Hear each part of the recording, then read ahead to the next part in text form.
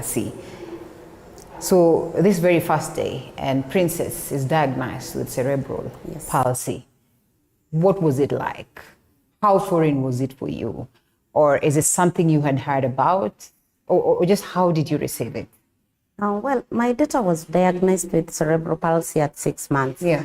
And this is after going to hospital, where you have expectations of a child. And not because, I was a first-time mother. And so I did not know what milestones a child should have. But you'll always hear it from people. You'll always hear it from clinics. You go to clinics and find that it's only your child who doesn't have head control at 3 months, at 4 months. And of course, that is where you start getting worried and ask questions. What's happening to my child? And when this came into my door, like, okay, your child has cerebral palsy. It was not easy.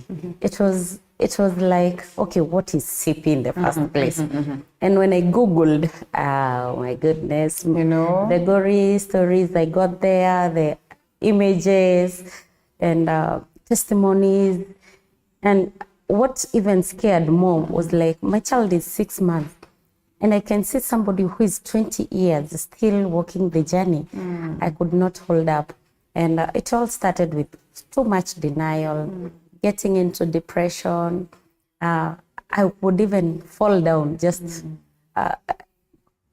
passing out. What is this that she was going through that got you saying, I need to go to hospital for a moment? And what is this that, she was going through that you think, well, is what made her diagnosed with cerebral palsy? I mean, so that at least the person who's watching back at home and perhaps could be witnessing such signs and symptoms with their child, then take action. Let me say, cerebral palsy is marked with developmental delays and muscular stiffness, spasticity. And all these things are what I was seeing in my child. And this delay of milestones made me think, why is my child not thriving? Am I not feeding well? Am I not doing the right thing? Am I not exercising her? Like, maybe am I not giving her enough sunshine? All these things. First of all, it comes with self-blame, so that you can know, what am I not doing right for this child not to thrive like any other child? And of course, when you look at all that, you put more effort, but your effort go nowhere. So but you're a first-time mother in this case. Maybe, I don't know, maybe out of experience, out of observation, most of the times, the first-time moments, you really do not have it right. You don't even know whether at 6 months, maybe they should have their teeth, at 4 months, they should be there. So were you dependent highly on Google, or what it is that you're being told at the clinic levels, or, just looking at your friends' kids and you're thinking, hiya, wako 6 months, what? And we are not the first mistake that we do is to compare our children with other children, even as they grow. So, and being a first-time mother, you have all this anxiety, and so you start looking at other kids. Why is your child sitting up? We are 5 months, and we still don't have head control. Why is my child not stretching out? It's still very spastic and all. And this is where you start asking yourself, what's happening?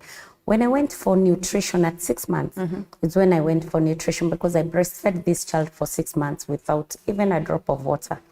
And when I went to the nutritionist, and she told me, I expressed my worry, and she told me, yes, your child need to be checked. And she referred me to neuro.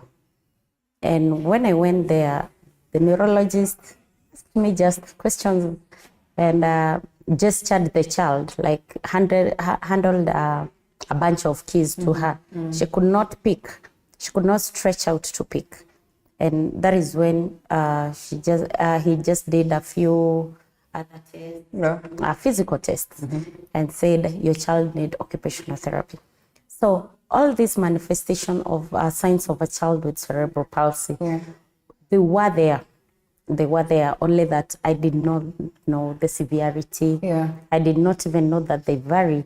And most of all, I did not know that it will be a permanent and long-term a condition that you have to manage all through Yes, yes. All right. So what is your understanding of cerebral palsy? And I'm asking this because, well, you are not a medic in that line, but you have chosen the route to advocacy, and therefore this has to be some level of understanding of what exactly it is. I mean, out of your experience. Well, now after going through a lot of experiences in terms of knowledge, information, fetching information here and there, I've realized, I've stamped that CP is permanent, and it's not something that it's non-progressive. Where you started is where it doesn't get worse. Possibly it would get better with management of therapies, with good personal care that will extend to the child. So acceptance of this child with CP is what makes you see the good things in that condition, because you have all the reasons to see negativity in that. All right. So up until what age for you to witness Princess perhaps walk, or just how is Princess faring on? Well, Princess up to now, she can't walk. She's still on wheelchair, but she can sit up. She can crawl using her knees. She can make moves here and there. All right. Princess is also deaf. And of course, if she's deaf, she can't talk. Right. But we communicate because I derived a communication mechanism between me and Princess, which I transferred to other caregivers, the secondary caregivers, that is the house helps and the siblings. So, well, it's a journey that I think for me I have embraced and learned how to live with it. Okay. Yeah. Oh, pardon my assumption, and here we are. So, I don't know, you have another child? Yes, I'm sorry, I'm asking too much. It must have come with a lot of fears, and you know, perhaps thinking, I don't want to do the same thing I did for Princess to be the way she is today. She was born looking good. She was born, you know, looking healthy, right kgs and all this. But then again, 6 months, voila, this is happening. So what would you say are the causes of cerebral palsy, according to what the medics taught you or you have learned over years, that would get you saying that, you know what, this is something that we can avoid? That's a bit broad. Yeah.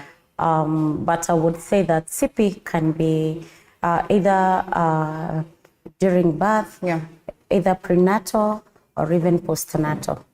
And we have kids who acquire cerebral palsy before their birth. Maybe causes like rhesus factor. Yeah. Some mothers are negative rhesus blood group. I'm talking of blood group. Yeah. And maybe they're carrying a positive baby. Yeah. So if this child, if the mother's body develops antibodies, if at 26, they're supposed to be given an antidote at 28 weeks and 72 hours, within 72 hours post-delivery. If they don't get attended to that point, the body will already have developed antibodies, and possibly the consequential child would have CP, or even that very child, because possibly they'll be born with jaundice. So these excessive jaundice in the body, the bilirubins, would cause connected or rather brain damage. So when this happens, that is now after delivery, and even can be before delivery. So what is the essence of clinics? Okay, sorry, I cut you. Yeah, the essence of clinics, of course, one is to get the blood test. Did you go through all the clinic sessions for yourself? Yes, I did. Okay. I did all that.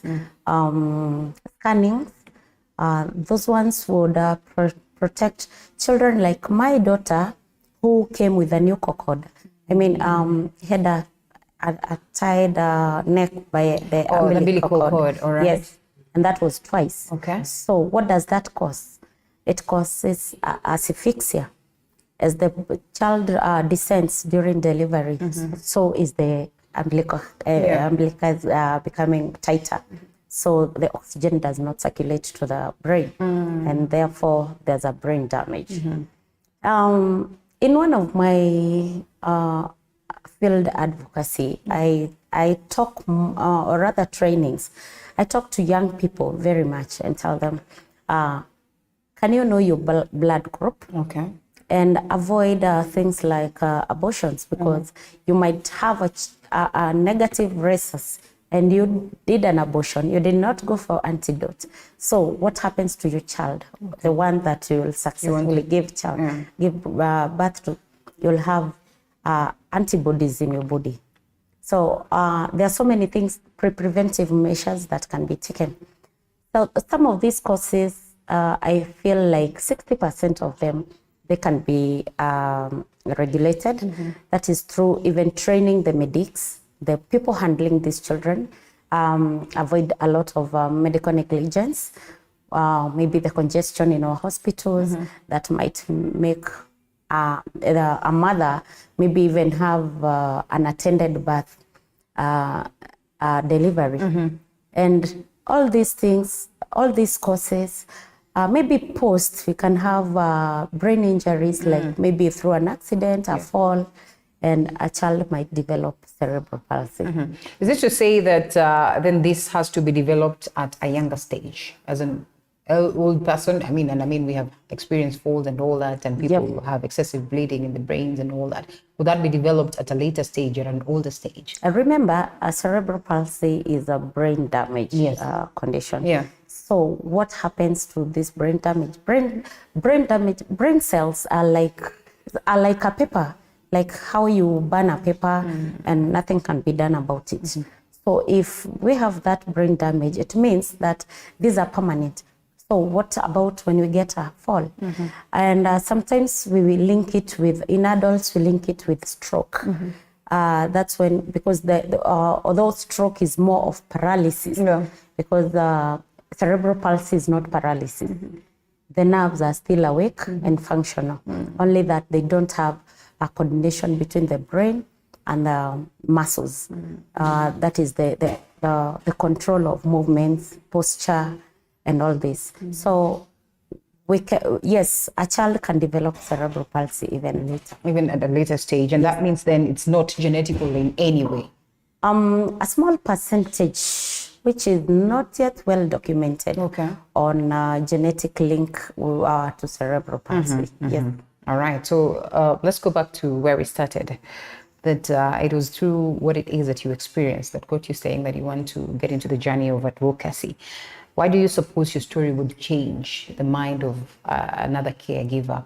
Why do you suppose your story will be, one that motivates people to be more careful, seek medical advice even before you imagine of getting a child, making sure that you attend all the clinics, going to the right hospitals, going through the right process of giving birth and all that? And what is this one thing that you say you went through that really got you thinking, now this has to be known to the world? I mean, most of the people would tend to hide. You don't even want someone to say, Princess, and I mean, we have seen this so much. So, well, one of the things that everyone else experiences after diagnosis is lack of information.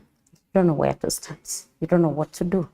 And this is what got me out of the cave and said, what if I talk about it? There's someone somewhere who doesn't know even if there's a support group, if there's the government support, if there's registration of these children. So lack of support, lack of, basic information about cerebral palsy. Not even about the condition, but you as a caregiver, getting to know where your way out is.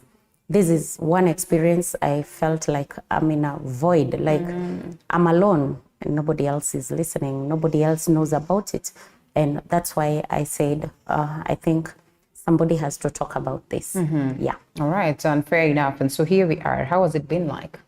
The journey of advocacy as well as, just managing the Princess back at home?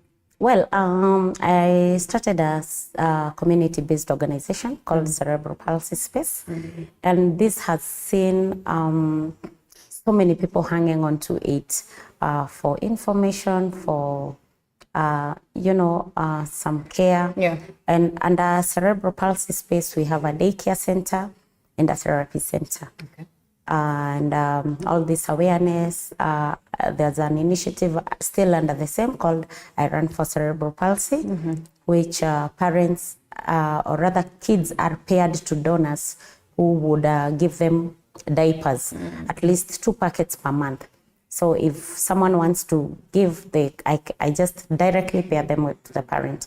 So with this, I have seen that cerebral palsy space has created something that it is, I would say, in an inclusive space for everyone who would want to be part of it. You might be far, you might not come for the daycare, but possibly you would come for counseling, you would come for guidance, you would call out for just emotional support. And I think I've seen a lot of positivity, a lot of parents coming out and saying, yes, I have this child.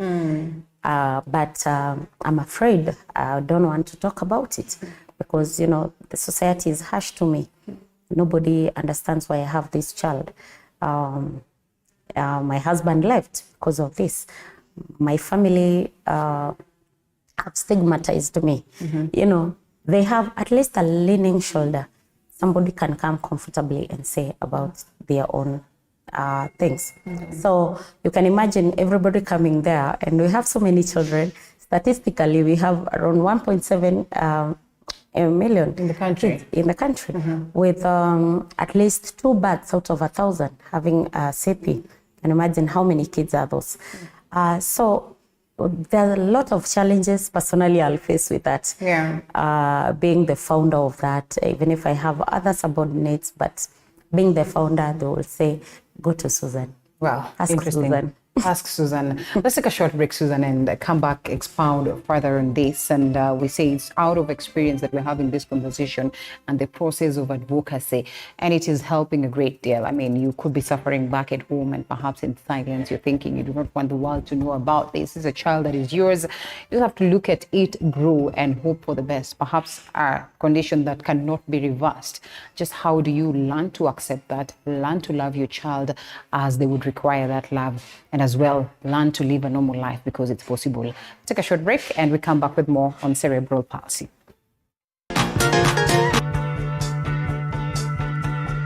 Wakati mwingine kama weekend, mimi najiachilia. Hata ukumbuki hii story. Nikifika watu wangu watu wakinipokea na kupokeleka. Umeset the mood. Nimeset the mood. Naweza kupokeleka. Nikitumai kwamba mzima popote pale ulipo, nikikukaribisha katika kipindi Mfahamu Kiongozi. Jina langu Elizabeth Mutuku. Katika kipindi Mfahamu Kiongozi tunakupa nafasi kutangamana nao kila siku ya Alhamisi kuanzia saa 1:30 kuendelea siku nyingine. Tutapatana papa hapa umjue kiongozi mwingine. Jiunge nasi toka hapa hadi ufuoni mwa bahari. Meli yetu itakapotua nanga kwa uhondo ribo ya riwaya hii mwisho wa kosa. Monica.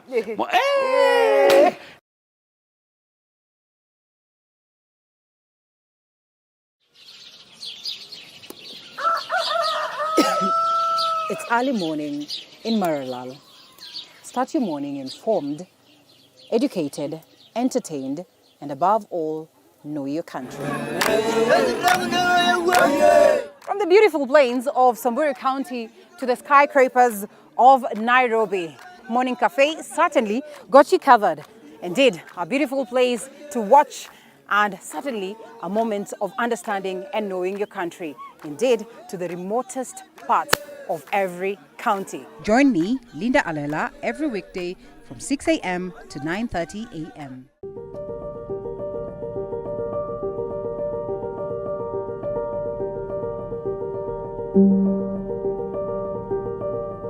The diversity of Kenya's wildlife has garnered international fame. This is pellets that we give to the tourists, the giraffes. We ration because we don't want the giraffes to eat too much of this. We want them to have more of the natural browse. We may not always get the opportunity to go out to see the wildlife, but you'll never miss the opportunity to see it from the comfort of your couch. This is home to animals that have been found out there either injured, abandoned, or confiscated from people who are holding them illegally. Only on TV47 Wildlife, every Sunday at 7:30 p.m.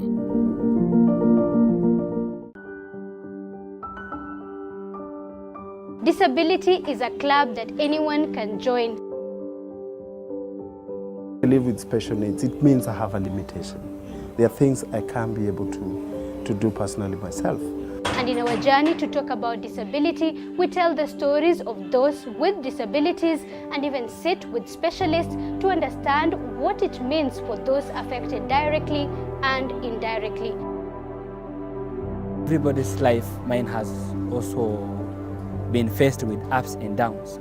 If it becomes a self-stigmatized thing where you feel like you are judging yourself too harsh, you blame yourself, and you perceive that it happened because you failed. Join me, Zainab Mohammed, on Beyond the Limit every Saturday at 7:30 p.m.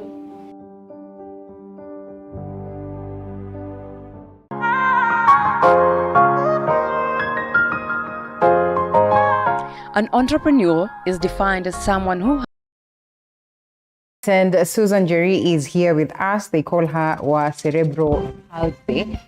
For obvious reasons, if you're just joining us, you need not to worry. We'll have this conversation on our social media platforms for you to review. But it's largely about advocacy on cerebral palsy and what are some of the things that she's picked, during the way with her journey or in her journey, taking care of a daughter who has cerebral palsy. And we say, in all this condition, there's always a way you come out as a victor in terms of acceptance. She speaks of acceptance as the most important thing. And of course, going out there in search of knowledge. According to her, the situation gets better when you gather all this knowledge, because then you're able to take care of your child in the best way possible. So we come back to you, and we have picked on your story and a couple of things in relation to advocacy and where we are at right now. Most of people are going through this journey in silence. Let's begin first of all by understanding, is it always that one is permanently experiencing this or managing this condition, or there's a way there can be a reverse if diagnosed as an early stage? As I said before, brain cells or damaged brain cells are like a burnt paper. Yeah. We've gotten a few suggestions scientifically that might help, but not yet proven. Yeah. And, things like stem cell is a discussion on the table. And I wouldn't even talk about it because I personally don't have the results with me. Yeah. And I've seen parents who've gone for it, but unfortunately the results were not as they expected. And so we keep on hoping that in future there will be a reverse for the this. same. Yeah. But as I said, therapies, occupational therapy, physiotherapies are some of the things that are done to manage.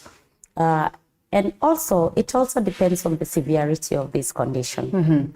There's some who are very mild. Yeah. There's some maybe who only have half of their body affected. Yeah. That is hemiplegic.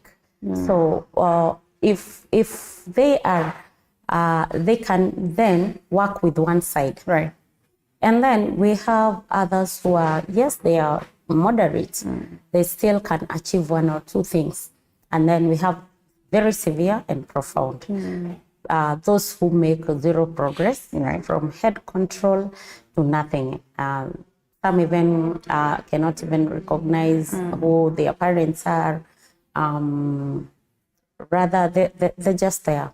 So therapy, again, to those children, it's helpful because it makes sure that these children are not, they don't develop contractures. Their body does not stiffen too much, and they have they don't become deformed. Let me use the word deformed. Right. So therapies help in any way. Therapy for this child is necessary. Yes. All right. And sometimes people would want to ignore therapy and say, well, after all, this is not going to change the situation. She would not be able to walk. He would not be able to walk. So why spend so much money? Because sometimes in therapy speaks, or incorporates lots of, spending. So just how different is it for, because then we all agree that there's need for special care.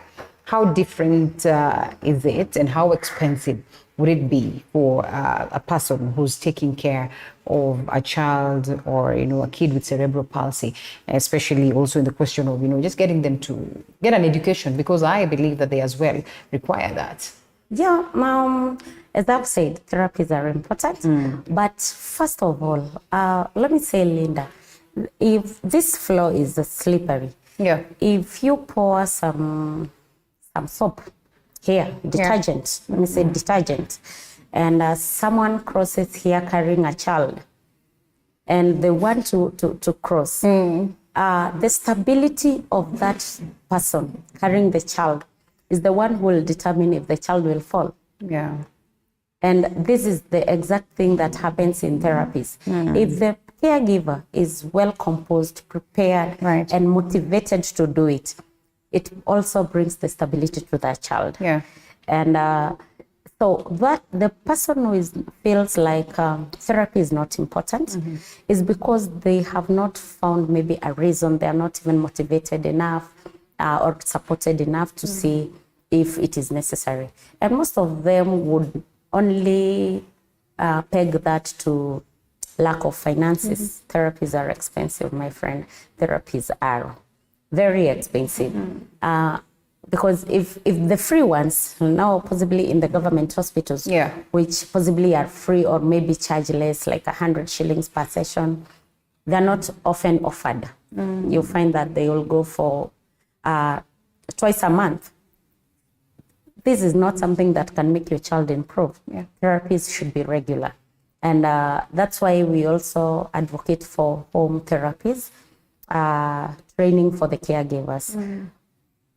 Because we are human beings, we might get fatigued to that point of feeling like we're not making progress here, we're not doing anything, my child is not thriving. But every part counts. Every part of the therapy counts, because we've talked of even preventing contractures. It can be very messy if your child develops contractures. And you know what contractures mean? Is that some muscles will shorten, others will lengthen when they're not supposed to be. If it is around the elbow, it means the tendons on the inner part will shorten and the ones on the outer will lengthen, and that child will remain permanently deformed. So how are you going to dress this child? How are you going to position this child? Others have things like scoliosis. Their spines are curving out, bringing up something even with breathing problems. So therapies are important. Even if you're going to do them at home, can you talk to your therapist? Tell this therapist, I want to learn how to do this alone, because I can't afford therapists every day. I think the least a therapist would charge you at home is 1,000 shillings per session. And that is 1 hour session. And you'd require like how many, or it depends on the severity? This child will require twice or thrice a week. A week. Yes. And there are some other well-equipped facilities out there where therapy is 3,000 per session, or maybe a weekly of 5,000 twice a week. So it is quite expensive. So I do tell parents, learn how to do simple things that will help your child. Then call for professional input, maybe once a week or twice a month. And then the rest you can do. You can train with time.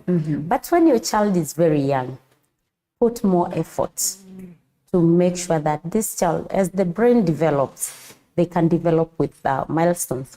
So with time. Because as we know, you can teach an old dog new tricks. So let them learn this therapy. Let them know that a child is more moldable at their younger age. Interesting. And we need to come to the caregivers and these talks of trainings and how they can learn some of this, without struggling so much, so at least they can balance even the question of finances. Because you see, health conditions are funny. They do not choose where they go. They cut across. You could be, struggling financially. Could go to people who are well, are capable of taking care of this child because they have the financial muscle. And here we are. You speak of government support. Just what is available for those ones that might not be aware? We have the National Council for Persons with Disability, where you're supposed to register your child. Not much has been done of pertaining caregivers, but for your child, you can at least get assistive devices like wheelchairs from if your child is registered there. Some get bursaries, and others get therapies. Like now, if we go to government hospitals, you'll find there's occupational therapy there. So I do tell people, register your child. Yeah. You never know what might come up. Government opportunities are there. And then we have, which the last time, okay, I don't want to sugarcoat this and I don't want to make it oily and smart. Right. But the last, there's what we call cash transfer. Yeah. Cash transfer is 2,000 per month. It's not given to everybody, and I would fault the government on this because much has not been done in registration of these children. If the last registration was done in 2015, how many children have been born since then who are not under this register? And even those who are born before then, they're not in the same register. Can the government come up with a way of netting in these children at their point of diagnosis? If your child is diagnosed with this, can they be put into the system for cash transfer instead of sending people out there and saying, okay, can you go to the ground and check out these children? Sorry to say, there's a lot of nepotism out there, and somebody would just be registered because they are known. Yet the challenges of these children don't stop at any point, regardless of your financial status. They have, I would call them ex-basics, like diapers, like medical attention, all these therapies. Most of them use anticonvulsants. So at the point of diagnosis, where you're told, I think the government should collaborate with the neurologist, where if this child is diagnosed with such a permanent condition, they should automatically be put into the system and start receiving the help that they would need. And it would also be easy for people like us to identify where these people are, and also to get the right statistics and know what is not there, what is required to do. And sometimes you also want to push policies. One person can't push a policy. So if we have a system that keys in these children at the point of that, we'll avoid a lot of problems. We'll have so many parents taken care of, the caregivers, especially the primary caregivers. Okay. Yeah. All right. And I'm glad that you deal with the caregivers. You must be wondering, Linda, we came here to speak about the caregivers. Why is it then that we're focusing much on these other nitty-gritty details? Allow me to ask this, and then we come to the caregivers. There are instances, and because you interact with very many parents that, have children with cerebral palsy, we are speaking of quite a high percentage, or so to speak, in the country. There are instances where someone feels like, this could have happened to my child because of a medical error. What would you advise such a parent? Fine, it has happened, but there's that feeling that, if the doctors did this, if the nurses did this, if they did not do this, then I still have my child, in good shape. What are the legal mechanisms, or what are the openings that are there for someone to perhaps look into this and have their cases addressed and have justice accorded to them? Linda, statistically, most parents, most kids with cerebral palsy and possibly, cerebral palsy are first born. Yeah. And by the time you realize what even happened, you're already way gone. The journey is too far. And most parents even don't know where to start on this. How do I even start pinning the hospital? 6 months. You don't even know whether they did something wrong there. Yes. And then later you'll come to realize, like me, I would say, somebody somewhere made me make a mistake. Okay. Why? I went to the hospital. I had a 2 centimeters dilation. And then I was told, go back home, do your exercises and come back when you're fully dilated. Okay. What do I know about dilation? Why would you send a first-time mother who back home to do more exercises? What are the right exercises to be done? Under nobody's watch. Yeah. This is somebody who, if given a choice, would want just to sleep because the pain is too much. All this is happening in your body. You're confused. Yeah. So, at what point would I even say I was told to go? Where is the proof? Yeah. But I was told to go. Right. And when I was coming back is when I realized, even the doctor said, actually, the whole day I did not even go through any pain. But when I came, at that point I was in so much, and then I had the doctor say, oh, she's a precipitate. Like, she's a person who labors just there and there, and the child comes out. So, what are the risks that this child went through? Yeah. I took too long in that labor, not even laboring, not even having the child is not descending. So who was there to monitor that? Who knew about it? Okay. So there are so many things that I would question if I were to question the medical process. It was too late. And what proof do I have? What proof do you have? Because in our chambers, what are you expected to do? Not just a word of mouth. Right. Can you say, I was told to go? Can you prove that? Impossible. Then on coming, when the child is coming out, they just realize this child has a double pneumococcal. What if I was told, okay, let's scan this child and see the position. Yeah. Then can you hover around just here? We have this attendant will be looking at you, will be attending to walk around the compound, Induce if need be, yeah. But now, if somebody tells you, can you go back? I can imagine. So I feel like if legal practitioners would look into this matter and listen to parents, if you go to the forums of these parents, you'll hear very many stories. Sometimes somebody would tell you, I was just in hospital, I was inside the hospital, but I gave birth in absence of anybody and my child hit the floor. Oops. Yeah. I gave birth, my child came out breech, leg first, arm first, but there was nobody to see that. We have all this. Who is monitoring how long are you laboring? Yeah. And why are you taking too long? Nobody knows your body. You're a first-time mother. The only thing maybe they can attest is that through a VE, that anyway, your body can accommodate this. Yeah. Or maybe your child is coming head first. Yeah. But who is monitoring for how long? Some labor for even 2 days.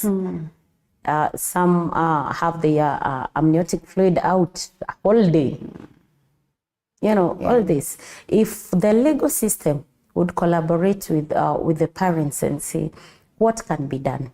I would not talk from that end because I'm not a legal practitioner, but I feel there's a gap. There is. We've seen people being compensated for it, but because they had a strong case. But how many vis-a-vis how many have been in this situation because of medical neglect? Yeah. There's a lot. When you go to the hospital, especially, sorry to say the government hospitals, and you're going for antenatal. Instead of that warm reception, you're a first-time mother. Maybe you're standing on the wrong lane. You're standing on the wrong place. And instead of this person asking, what do you want? They'll shout at you. Yeah. Even if you had a problem with your body, with anything, you wouldn't not about to share. So, again, we have a long way to go. Maternal health care, addressing the maternal deaths and all that. It's quite a journey. And I'm glad that you speak to some of these matters. And like you rightfully put it, some of these gaps really needs to be articulated and looked into. Sure. The caregivers, in a nutshell, as we come to a close. I mean, we have about 5-6 minutes or thereabouts. In all this, who is found in the mix? The caregiver. The caregiver being especially the primary caregiver. Yeah. Well, we have some secondary caregivers. The primary caregiver is the parent who is taking care of this child directly. Yeah. And a bigger percentage of the bonding time and all this is the mother. And caregivers have a tendency of self-blame. They have a tendency of thinking they're the ones who caused all this. And that is why they ask, where did I go wrong? Did I feed well during this? Did I not do exercises? Did I, all this. So the caregiver carries a lot of burden. And that's when they get into a lot of constraints, social constraints, financial constraints, environmental stressors. They're the ones who get to experience all this. And sorry to say the mothers, because most fathers are not in the picture. Some even have never gone for therapies. They don't even know how therapy looks like. And if you're a father there and you have a child with cerebral palsy or any other disability who is attending therapy, can you give emotional support to that mother? Take your child for therapy for some time and get to bond, get to know, get to experience this. Because we've seen a lot of them. Even when we call for conferences the mothers are the ones who come there and say, I'm going through this, I'm going through this. And there's a lot of also marital neglect. Most marriages are broken because of this. But I feel it's because there's not much attention that has been given to cerebral palsy. And remember, cerebral palsy gets, not the condition itself, but the burden of cerebral palsy gets worse as they grow. Is when the child develops physically, they become heavy, they become, you have to think for them, totally dependent. So if the caregiver does not get the right support and also being trained on self-care, because as we said, the stability of a caregiver depends on the stability of the child depends on the stability of the caregiver. So if this child if this mother, if this father, if these people, the primary caregiver is taught how to deal with this, it again gives another environment. If the secondary caregivers are there, like the siblings, maybe they are playmates, they are younger than this one, they are the playmates. These playmates in future will become the future caregivers. So they should be incorporated. I wish in Parliament we would be having a caregivers representative. Because when we have this office of disability and the representation of disability, we are talking of adults with disability and children with disabilities. I don't think there's anyone who understands disability more than the caregiver, who has to bring up these adults with disabilities. Who brought them to that level? Who minds about the caregiver? Where is the pension for the caregiver? So many of them are in the houses. They don't have any kind of empowerment.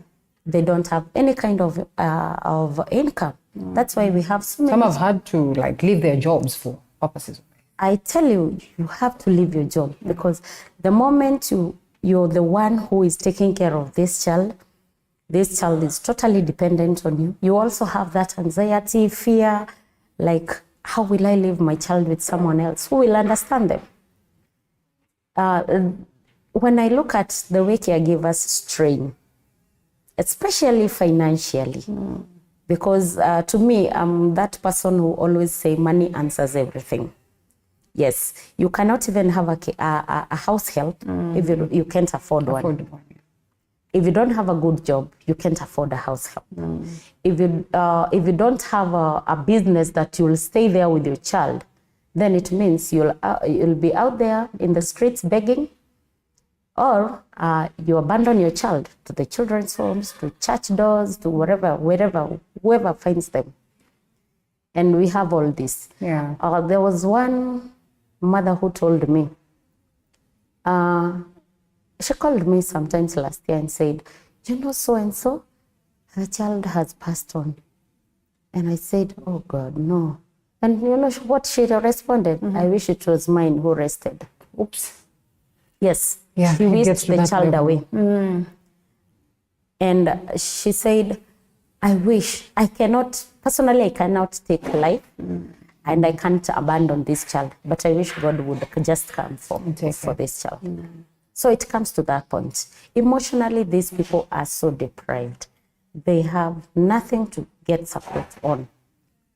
If more people would come in empowerment of these people, empowerment of, through support groups and even just ways of helping alleviate the burden, I wish there would be. But you're doing that in your own capacity? In my own capacity, we have, at the center, we have some few machines that some parents come and do some sewing of mattress covers, like the ones used in hospitals.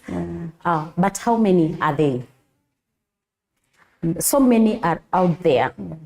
I wish even the government, even think, and even the corporates we have, would go to that line of empowering these people. Some can even get machines and sew them back at home and have a market. Some are doing beadwork, but where is their market? We don't have a market. Nobody cares. You did that work. You have piles and piles of bangles, necklaces, and whatever, but you don't have a market. Man, there's quite that needs to be done, and I'm happy that the conversation is there, and we do not stop there until we have answers and solutions to some of these problems. Talking about it is the beginning of finding this solution. Sometimes I find it so hard with this job of mine, because when you speak of the problems that are there and you do not know at what point you come into help, but I'm glad that it lands into the right ears. How do they get a hold of you in the event that they'd wish to get more advice? And sometimes you do not know, you could be a candidate to this, and it's important that you understand. And like you rightfully put it, caregivers cut across, not that just those ones that care for children with cerebral palsy. I mean, caregivers of all these persons that are living with disability. One, I would say that let's get the policies going, the stakeholders of this. Let's do this. Let's make these things happen and change the way things are. If you're building, make the environment accessible. Actually, we don't have disability. We only have an environmental stressor. Because if you enable me as a person with disability, as a caregiver, then it means you're the one making me have a disability. Let's make our environment accessible for persons with disabilities. And if somebody would want to reach out to me or even to the center, they would call me directly on 0722 956574. 0722 956574. Yes, that one you'll get hold of Susie with cerebral palsy. And also you can go to our Facebook, Cerebral Palsy Space, and you can communicate from there. And I would say everybody who supports us, just know that your support is going wide and wide. We have so many people who come through. I have one friend who calls me almost every day. And tells me if you're doing good. Tells me, Susie, are you okay? No, I'm not okay. I have salaries to pay. I have wheelchairs to give. I have to run here and there. So I'm not okay, but it's okay not to be okay. It is okay. Yes. Mwangi, barikiwa sana. Thank you. Thank you so much, Mwangi, for doing a good job. That phone call again goes a long way. Thank you so much, Sue Njeri, for speaking to us. Of course, Sue Njeri is a cerebral palsy advocate.